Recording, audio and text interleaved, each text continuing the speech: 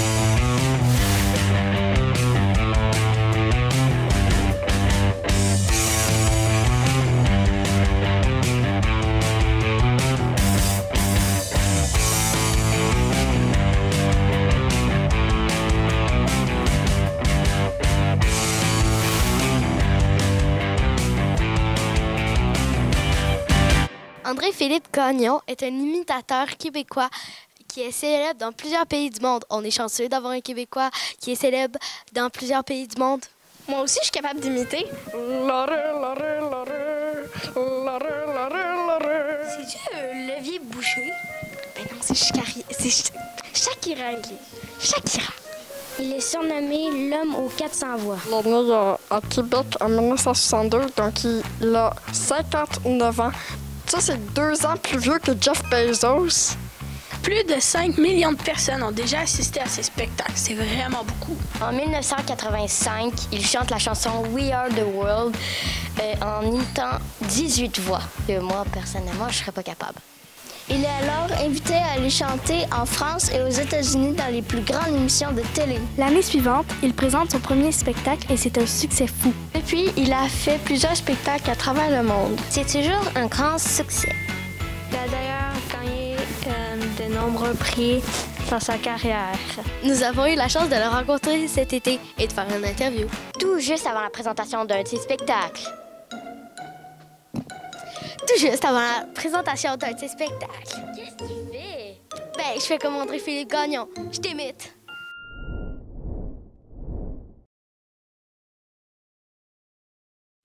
Il est jeune. Ah oui. Il est sympa. J'ai déjà entendu des imitateurs imiter les grands anglo-saxons comme lui, jamais. Je l'appelle mon ami car on est devenus très copains. André-Philippe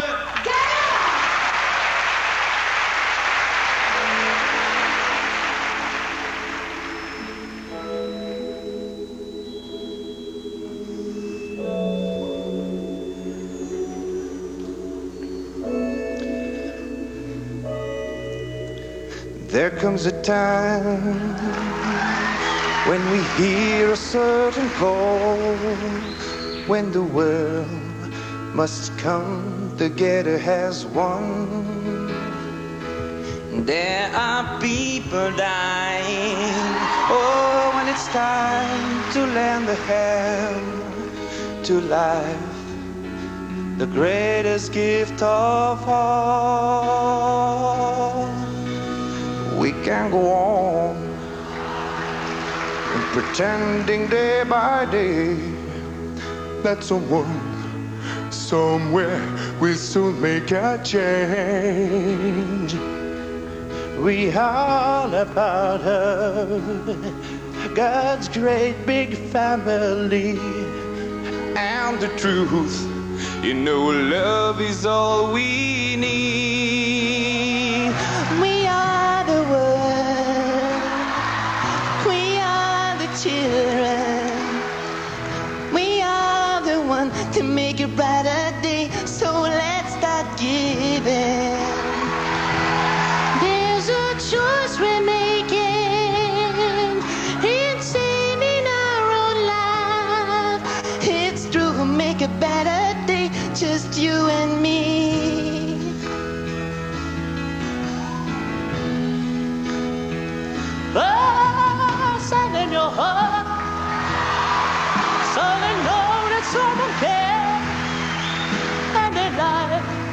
will be stronger and free,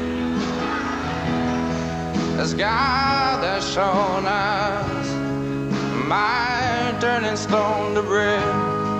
And so we all must lend a helping hand. We are the world, we are the children, we are the one to make a brighter day, so let's start giving. Oh, there's a choice we're making, it's saving our own life. It's true, we'll make a better day, just you and me.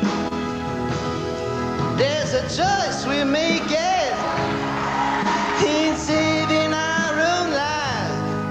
It's true, we'll make a better day, just you and me. Come on, let me hear you. We are the world, we are the children, we are the one that make a brighter day, so let's start giving. Oh, there's a choice we're making, it's saving our own lives. It's true, we'll make a better day, just you and me. Come on, let me hear you. We are the world, we are the children, and it's true, we'll make a better day, so let's stop giving.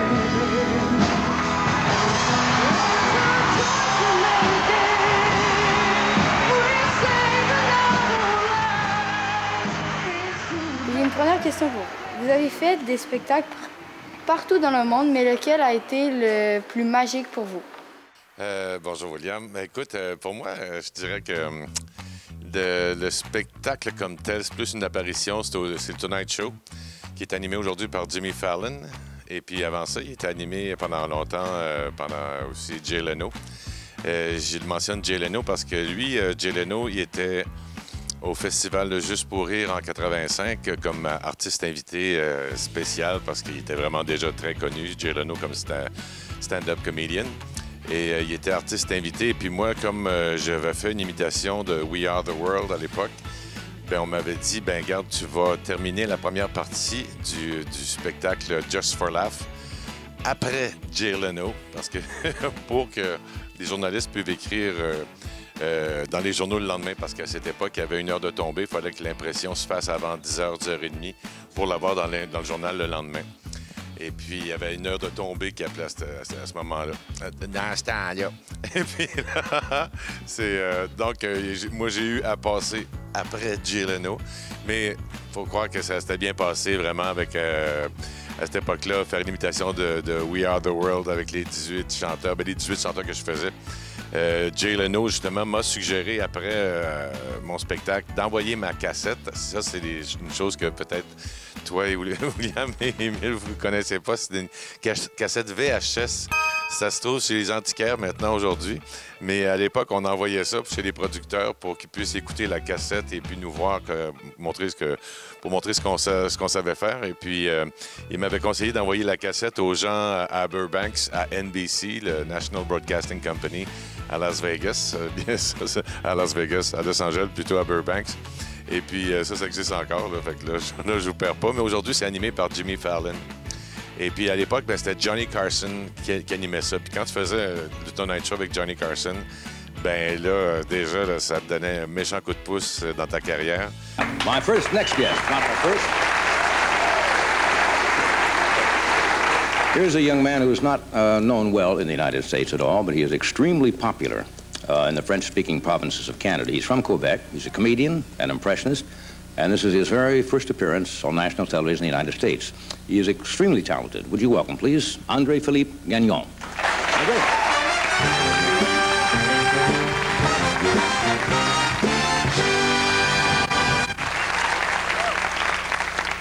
Good evening, everybody, and welcome to Little Live Aid. It's a little concert that lasts about 5 minutes to help people who have little problems. You know, like people who have enough food to live on, but who don't have dessert.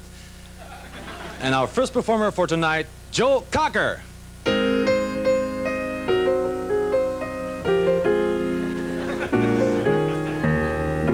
en plus, ben, à la fin, ben, là, il t'invitait à venir t'asseoir pour venir bavarder, t'inviter à bavarder un peu. Là, c'était la bénédiction. Là. Ça aussi, c'est une autre époque, la bénédiction, mais, mais dans le sens, c'était la consécration pour un artiste à ce moment-là d'être invité à s'asseoir à côté de Johnny Carson pour bavarder avec lui un peu.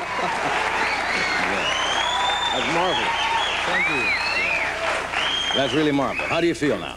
Well, less nervous. You said a little earlier today you were a little nervous about doing this show. There's no reason to be. That was a dynamite piece of material. Well, thank you very much. We'll be right back. Here we are. Bonjour, M. Gagnon. Vous avez fait de très nombreuses imitations, mais est-ce qu'il y a une personne que vous avez imitée par la suite été offusquée? Bonjour, Émile. Offusqué, non, parce que j'essaie toujours de le faire avec respect. Peut-être qu'ils ont été offusqués et je ne l'ai pas su. Mais j'essaie toujours de le faire avec beaucoup de respect. Quand il y a un numéro où je faisais justement des imitations de personnes dans la salle comme ça que je choisissais au hasard. Alors je le faisais pas comme en niaisant. Je voulais vraiment associer les sons de voix que j'entendais à des sons de chanteurs que je connaissais pour ensuite vraiment faire une imitation qui était vraiment potable. Et puis, non, puis il y a bien des chanteurs qui sont venus, là, des Français, des Américains qui sont venus voir le spectacle et puis ils n'ont pas été offensés. Alors, je vais me croiser les doigts que ça continue comme ça. Y a-t-il quelqu'un que vous n'avez jamais réussi à imiter? Oui, bien, c'est souvent du monde proche de moi, des fois. Peux-tu imiter telle personne? C'est des. Puis parfois, ben, on dirait que ça prend.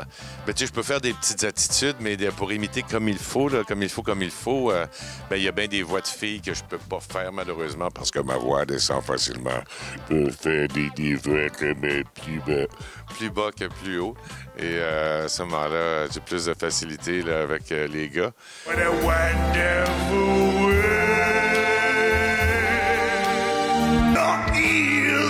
Sing you a song. Oh, I try not to sing out of key.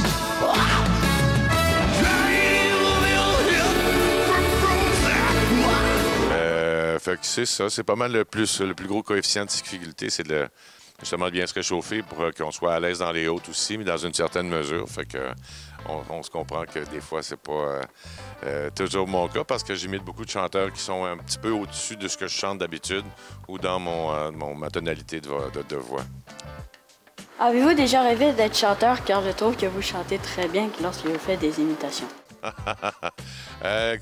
Non, parce que à quelque part, ben, c'est plus d'en faire une bonne quantité de sons de voix pour moi qui était le fun pour... au début, épater un peu mes amis, mes chums, tout ça, le monde à l'école, parce qu'il y avait des petits spectacles qui se faisaient là, sur l'heure du midi. Puis moi, ben, mes chums m'avaient dit dans mon équipe de hockey, « Ah ouais, t'es là, tu l'as, celle-là, tu l'as. » Fait que là, je trouvais ça le fun aussi d'éviter aussi, là, en faisant le drôle comme ça, en faisant des imitations, ben, il y a bien des toughs qui me regardaient et qui disaient « Hey, t'es bien drôle, toi! » Ben, c'était mieux de se faire dire ça que de se faire écraser le nez, ça ajoute. Mais ça s'est toujours bien passé. Alors, les imitations ont toujours été comme présentes dans ma vie depuis que je suis tout petit. Combien de temps ça vous prend pour imiter parfaitement une personne? Bien, ça dépend de la voix de la personne, parce qu'il y a bien des sons. Parfois, il y a un monsieur, je me rappelle, parce que comme je disais, il y a un numéro dans mon show, mon spectacle que je faisais avant, où je descends dans la salle, puis là, je choisis un monsieur, lui, puis là, je décide que c'est lui que je vais imiter, le monsieur. Mais des fois, juste avant, descendant les escaliers, là, je vois, il me semble qu'il y a du vécu, ce monsieur-là, puis ensuite, sa dentition, de quoi, la morphologie, tout ça, fait que parfois, alors je l'écoute chanter, et puis si j'entends qu'il y a des sons vraiment prononcés dans sa voix, je dis, mettons, bonjour, votre nom, c'est quoi? Jean-Marc. Alors, si Jean-Marc il parle comme ça, ben là, moi, je vais dire, oh, merci, mon Dieu, parce que ça va être facile pour moi de faire une chanson avec la voix de Jean-Marc, par exemple. Alors, c'est des fois dépendamment comment les gens peuvent avoir... parce que des fois, souvent en France, ben, les gens parlaient pas fort. À Paris, votre nom? Didier. Pardon? C'est Didier. Didier, ah, c'est ça, ok, d'accord. Mais alors, pour imiter Didier, il fallait y aller doucement et tout.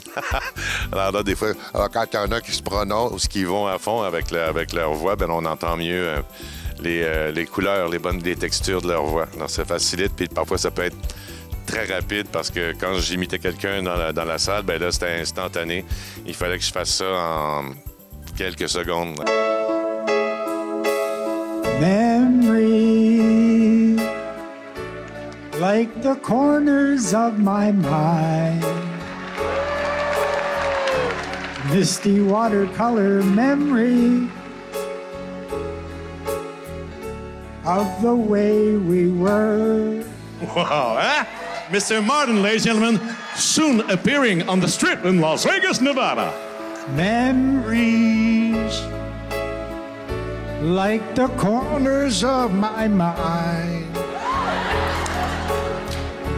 misty watercolor memories of the way we were. Alors, parfois. D'autres fois, ça peut prendre même des mois parce que je trouve pas la bonne façon. J'ai été des années sans faire Claude Dubois, sans faire Robert Charlebois.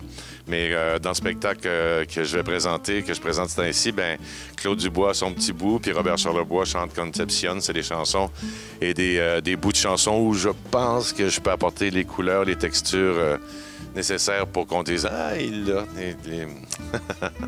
Souvent, dans votre spectacle, vous êtes énergique et ça demande beaucoup d'efforts. Je trouve aussi que vous avez l'air en forme, mais je me demande si vous faites des sports, si oui, lesquels. Ouais, ben, c'est gentil, merci beaucoup. Mais c'est ainsi, c'est quasiment des spectacles qui me tiennent en forme davantage parce que avant, j'ai toujours, tout jeune, joué l'été au baseball puis l'hiver au hockey. C'était ça pas mal pour bien des jeunes de ma génération à Loretteville, d'où je viens. Et puis, fait que j'étais toujours pas mal actif, mais là, c'est ainsi, c'est mon gros sport. J'aimerais jouer davantage au tennis pour me bouger davantage puis me garder en forme. Mais là, c'est plus du golf, ça. C'est juste marcher au golf. C'est pas pire, là, mais c'est pas le gros sport d'action en équipe. Jouer au baseball ou quelque chose, ça me manque un peu là, de sport d'équipe, mais c'est pratiquement les spectacles qui me tiennent en forme davantage, c'est ainsi. Quand vous aviez mon âge, quel métier rêvez-vous de faire? Ben, je pense... t'as quel âge pour le fun? 12 ans.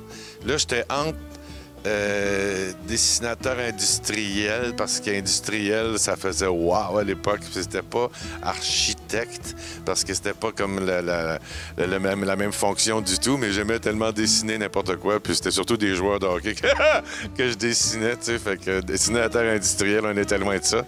Mais après ça, je m'en allais pour devenir traducteur, là, quand je me suis en allé au cégep après. Avez-vous une routine avant un spectacle? Oui, pas mal. À l'intérieur de l'heure avant le spectacle, je vais boire quand même beaucoup d'eau. Je vais me prendre un petit café, peut-être même 2, des petits, pour juste, je sais pas, me garder dans le game un petit peu parce que je suis pas un gros consommateur de... Ben, je suis pas pire quand même. Quelques cafés comme ça avant le spectacle, mais c'est surtout, il y a une petite préparation... comme Sidney Crosby ou certains sportifs prennent avant, là, ce serait pour la préparation à un exercice. C'est une espèce de petite poudre là, qui te donne des électrolytes. Là. Fait qu'à ce moment-là, quand tu as chaud, ben, c'est pas juste de l'eau évian que tu transpires. Fait que ces minéraux-là sont tout de suite remplacés par ce jus-là. Il paraît. Fait que ça me donne peut-être un peu de gaz pour aller jusqu'à la fin du spectacle. Puis que je bois ça. Encore une fois, un peu de bavardage avec l'équipe. Et puis, 5 minutes avant, là, je suis pas mal plus dans ma bulle. Puis là, ben, je me répète les premiers mots. Et puis, juste pour vérifier comment ma voix est. Puis là, je vais faire des... Juste pour être certain que tout est correct. Quand vous étiez jeune ou en ce moment, aviez-vous un idole? Comme imitateur? Une idole comme ça, ben écoute, moi, je suis impressionné parfois. Ma fille, mon fils, qui m'impressionnent beaucoup par leur ténacité, leur persévérance, leur professionnalisme dans ce qu'ils font. J'admire beaucoup ça. Et quand on parle de professionnalisme et de ténacité, de persévérance, ben on parle aux gens qui aussi s'occupent des gens dans le domaine de la santé. Ce sont tous des héros, ces gens-là. Et puis, on l'a vu pendant la pandémie. Vraiment, ils ont tenu le fort. Puis, il y a tellement de domaines où on mériterait de célébrer certaines personnes, des professeurs aussi, des gens qui font les différences dans nos vies aussi parfois, puis qui sont pas assez... Moi, je suis chanceux. Je fais un métier où je suis applaudi à peu près à chaque minute.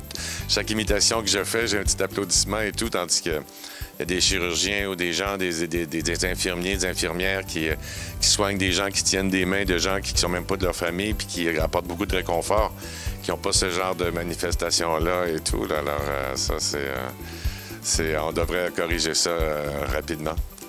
Quelle était votre matière préférée à l'école? Préférée, en secondaire 4-5, 5, c'était le français-théâtre, bien sûr, parce que là, on répétait toujours des extraits de pièces de théâtre, des classiques ou des pièces aussi, à ce moment-là, qui sont devenues des classiques, mais à cette époque-là, Michel Tremblay, en 76, 75, c'était pas ce qu'on appelait le théâtre classique, c'était le théâtre québécois et tout. Mais j'aimais beaucoup ça, les cours d'anglais aussi, parce que j'avais une certaine facilité en anglais. Puis en éducation physique aussi, bien sûr. C'était mes cours préférés. Est-ce qu'en terminant, vous pourriez nous parler d'un peu de vos projets futurs? Jusqu'à quand vous comptez faire des spectacles? Bien là, on vient de commencer cette nouvelle proposition-là qui s'appelle Monsieur Tout-le-Monde, qui va avoir aussi pendant anglophone Mr. Everybody, Life is a Remix. Puis l'histoire se répète, une façon de dire ça, là, mais on va proposer ce spectacle-là aussi au Canada anglais et puis à Las Vegas encore, bien sûr. Et de retour en France, Belgique, Suisse, parce que c'est pas très grand. Et il y a beaucoup de Français là-bas, proches. Alors les facilités de tournée sont vraiment intéressantes. Et puis tu termines ça dans le sud de la France, c'est pas mal non plus. Mais Las Vegas, c'est sur le menu, comme un retour à Toronto, puis des permanences aussi, de m'installer des semaines, voire des mois au même endroit. Je détesterais pas ça, là, parce que c'est des choses que j'ai faites dans le passé à Las Vegas. Alors ça me permet de croire qu'avec ce spectacle-là que j'aime beaucoup, qui est facilement adaptable en anglais, on va pouvoir y arriver, je pense. We are the children, and this struggle will make a better day, so let's not give it.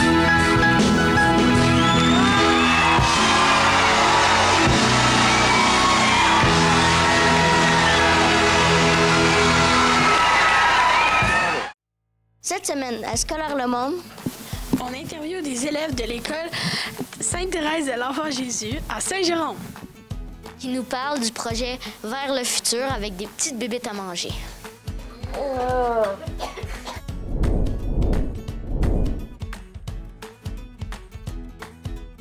À la cafétéria de l'école, les légumes sont souvent les mêmes et pas nécessairement attrayants. Nous avons observé que les élèves ne mangent pas assez de légumes.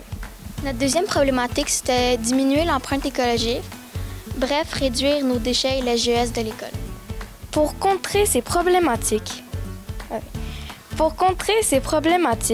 nous avons ciblé 3 grands objectifs. Développer de saines habitudes alimentaires, augmenter l'offre alimentaire de la café et encourager les achats locaux. Nos solutions. Nous avons mis en place un kiosque de légumes en avant de l'école le jeudi lors du mois de septembre et octobre. Nous avons l'intention de continuer en mai et juin. Au kiosque, les parents de l'école pouvaient acheter des légumes, des fruits et des pousses venant de la région. Ensuite, nous avons cultivé des pousses et des plants à l'intérieur de l'école grâce à des systèmes hydroponiques. Nous avons aussi créé des recettes à base de pousses de tournesol et de germes. Notre but était de faire déguster nos différents produits. Vers le mois d'octobre, nous étions prêts à vendre nos salades. Comme notre défi n'était pas assez grand, nous avons décidé d'élever des ténébrions afin d'en faire de la farine. Pourquoi des ténébrions? Nous croyons que les insectes sont une solution pour le futur et pour la pénurie alimentaire. Ils ont une faible empreinte écologique. De nos jours, les personnes utilisent l'économie linéaire. Mais ceci n'est pas bon car c'est que du gaspillage. Alors qu'il faut faire l'économie circulaire, c'est que dans le fond, ça va continuer à l'infini. Nous avons choisi de soutenir une communauté du Guatemala afin qu'elle devienne autonome financièrement. Nous croyons que l'alimentation doit être accessible à tous. Donc, nos profits seront remis à un organisme. Nos surplus de nourriture seront remis au document. Lors des projets, certaines portes s'ouvrent. Il faut saisir les opportunités. Quand on a commencé le projet vers le futur, on n'avait pas prévu d'élever des ténébrions, mais on a eu une demande par un restaurant, puis finalement, on a décidé d'accepter d'en élever. Dans le fond, ici, c'est où qu'on met les ténébrions, où il y a les œufs et tout ça. Ici,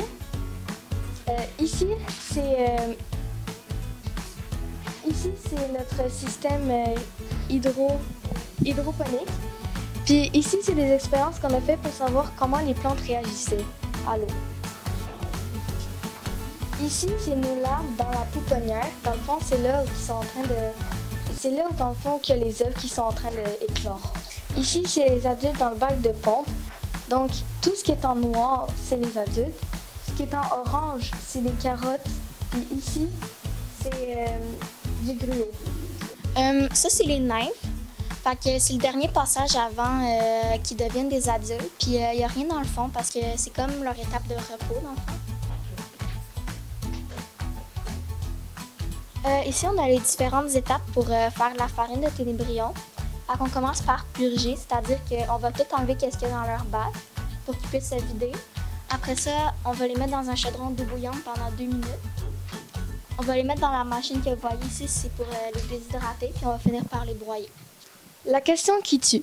Êtes-vous assez audacieux pour découvrir nos produits? Merci beaucoup le monde!